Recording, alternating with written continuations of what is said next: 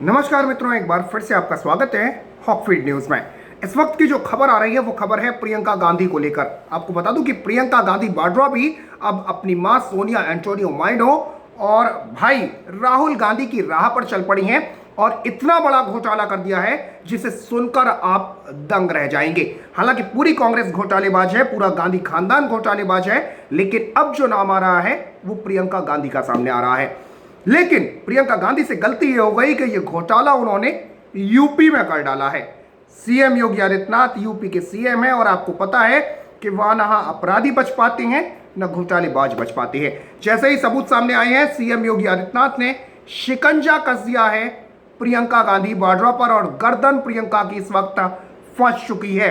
पूरी खबर आपको बताऊंगा, लेकिन कमेंट में प्रियंका गांधी वाड्रा के बारे में अपनी राय और अपना जवाब मुझे कमेंट बॉक्स में जरूर लिखें। फिलहाल आपको बता दूं कि प्रियंका गांधी वाड्रा जो है इस वक्त ब्लफ मारने की कोशिश कर रही थी सीएम योगी आदित्यनाथ पर।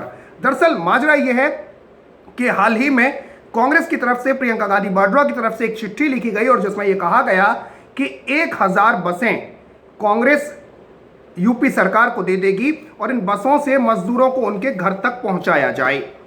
दरअसल मैं आपको बताता हूं कि कांग्रेस ने इससे ब्लफ को मारने की कोशिश की थी। मतलब एक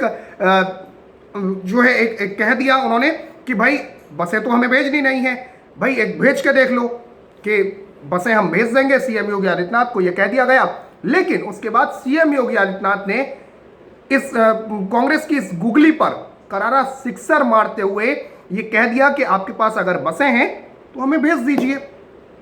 अब क्या होना था, कांग्रेस को यह अंदाजा नहीं था कि सीएम योगी उनसे बस मांग लेंगे, लेकिन दलगत राजनीति से ऊपर उठकर जो गंदी सियासत इस वक्त कांग्रेस खेल रही है उससे ऊपर उठकर सीएम योगी आदित्यनाथ ने मजदूरों के हित में कांग्रेस को यह लिखकर भेज दिया कि अगर आपके पास 1000 बसें हैं तो आप उन्हें लखनऊ भिजवा दीजिए और इन बसों में हम मजदूरों को भरकर उनके घर ले आएंगे। लेकिन यहीं पर कांग्रेस फंस गई। दरअसल आपको बता दूं कि देर रात तक की यह खबर है कि देर रात कांग्रेस की तरफ से 1000 बसों की जो सूची भेजी गई है सीएम योगी आदित्यनाथ को, उनके सचिव को, उसमें कई तो बसें है ही नहीं और सिर्फ 200 बसों की लिस्ट भेजी गई है। इसमें कई ऐसी लिस्ट की जब जांच की गई है तो पता यह चला है कि इसमें से कई 3 व्हीलर हैं, कुछ छोटी कार हैं, कुछ दूसरी गाड़ियां हैं। यहां तक कि इस लिस्ट में टाटा 407 जैसी गाड़ियां भी हैं जिनमें सवारी ढोना गैर कानूनी है। कुछ ऐसी बसों के नंबर भी हैं जिनको ट्रैफिक नियमों के बार बार उल्लंघन के जुर्म में ब्लैक लिस्ट किया गया है। ज्यादातर बसों के जो नंबर हैं वो राजस्थान के हैं और ये बसें कहां पर खड़ी हैं ये कोई नहीं जानता। आपको बता दूं कि इस लिस्ट के साथ प्रियंका गांधी वाड्रा के सचिव संदीप सिंह ने जो चिट्ठी भेजी है उसमें यह भी लिखा है कि इतनी बसें खाली भेजना संसाधनों की बर्बादी है, तो इन्हें लखनऊ नहीं भेजा जाएगा। आपको बता दूं कि इसके बाद सीएम योगी आदित्यनाथ की तरफ से यूपी की तरफ से जो है एक और पत्र दिया गया प्रियंका गांधी वाड्रा को और यह कहा गया कि आप लखनऊ अगर बसें नहीं भेज सकते हैं तो उन्हें नोएडा और गाजियाबाद भेज दीजिए। और उसके बाद अभी खबरें आ रही हैं कि प्रियंका गांधी वाड्रा अब इस पर चुप्पी साध गई हैं। हालांकि आपको बताता हूं कि जो लिस्ट है उस बारे में कुछ नंबरों का खुलासा करता हूं और आप इन नंबरों को जो है आप जांच कर सकते हैं। दरअसल आपको बता दूं कि पार्टी से जुड़े सभी बस सर्विस ऑपरेटरों को नंबर और ड्राइवर के नाम देने को कहा गया है और बड़ी मेहनत के बाद भी मुश्किल से 100 बसें अरेंज हो पाई हैं। लिस्ट को भरने के लिए कुछ कारों, टेम्पो और यहां तक कि छोटी माल ढुलाई गाड़ियों के नंबर भी इस लिस्ट में डाल दिए गए हैं। यानी प्रियंका गांधी वाड्रा जो कह रही थी कि हमारे पास 1000 बसें हैं, हम 1000 बसें भेज देंगे, उसमें से बस 100 बसें निकल पाई हैं। और जो नंबर है वो मैं आपको बताता हूं। एक नंबर है RJ14 TD1446। जब लोगों ने इस नंबर की डिटेल निकाली तो पता चला कि ये शेरवले बीट कार का नंबर है। इसी तरीके से एक और दूसरा नंबर है RJ14 PB5171। ये नंबर की जो बस बताई गई है वो दरअसल सरकारी स्कीम की NRHM की एम्बुलेंस है। लिस्ट में 12वें नंबर पर जो डिटेल दी गई है वो एक ऑटो की है और इस ऑटो का नंबर है UP83 T1006। ये नंबर ऑटो, इस नंबर का ऑटो जो है वो यूपी के फिरोजाबाद में रजिस्टर है। इस तरह कुल मिलाकर इस लिस्ट में वाहनों की संख्या 200 से कम बैठती है, जबकि दावा था कि 1000 बसें बिल्कुल तैयार हालत में यूपी की सीमा पर खड़ी हैं और योगी सरकार उन्हें अंदर नहीं आने दे रही है। तो आप समझ सकते हैं कि मां की राह पर ही बेटी चल पड़ी है। कुछ दिनों पहले आपको याद होगा कि सोनिया एंटोनियो माइनो ने यह ऐलान कर दिया था कि कांग्रेस जो है वो श्रमिकों का रेल किराया देगी, रेलवे का भाड़ा देगी।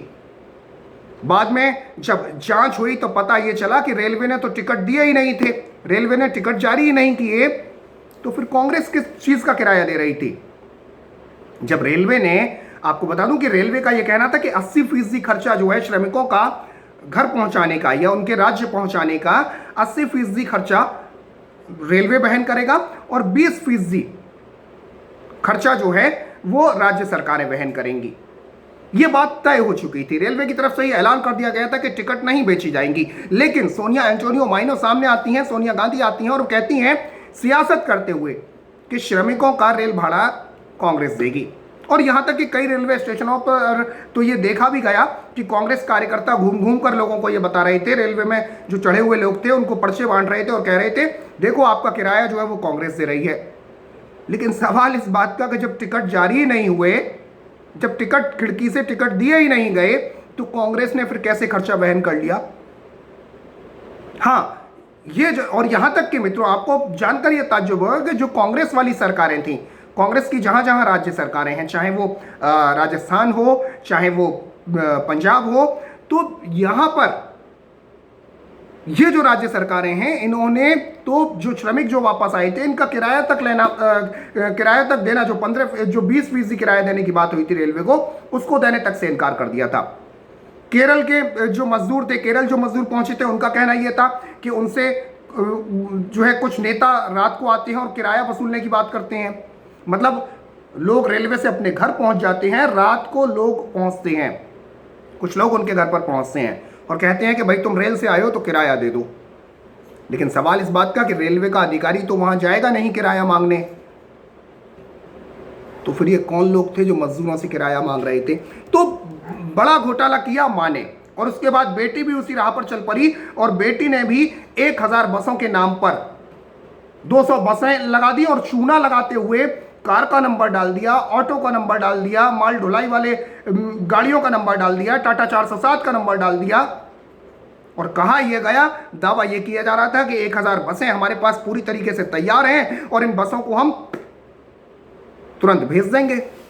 लेकिन जब फंस गई प्रियंका गांधी, जब सीएम योगी ने बसों की डिटेल मांग ली कि आप बसों की डिटेल दे दीजिए, उनका ड्राइवर के नंबर दे दीजिए और जो भी बसों की जो पूरी डिटेल्स है वो हम तक पहुंचा दीजिए।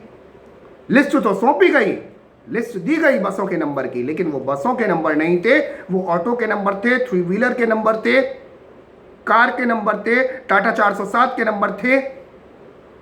तो आप बताइए, इसे घोटाला नहीं तो क्या कहेंगे? आपको बता दूं कि राजस्थान से बड़ी संख्या में लोग पैदल बिहार और झारखंड की तरफ जा रहे हैं, लेकिन वहां पर सरकारी बसों का इंतजाम नहीं कर रही है कांग्रेस। लेकिन वहां की बसें यूपी सरकार को ऑफर करना, तो अपने आप में मामला समझ आ जाता है कि आखिर मामला क्या है।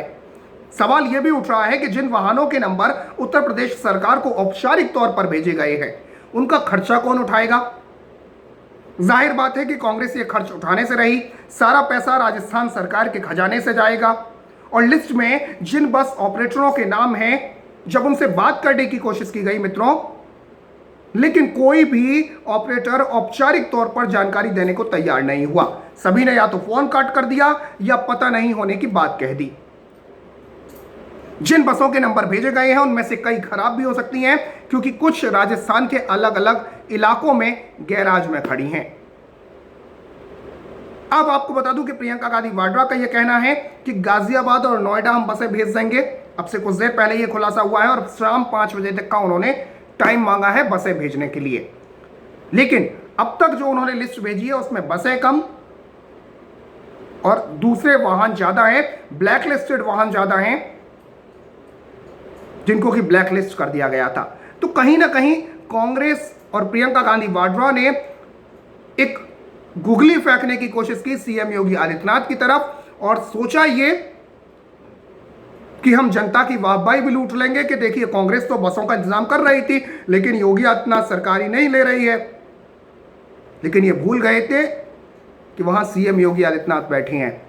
इस गुगली पर उन्होंने छक्का मारते हुए सीधे यह कह दिया कि अगर कांग्रेस के पास बसें हैं तो भेज दो। और अब कांग्रेस अपने ही गेम में फंसी हुई नजर आ रही है।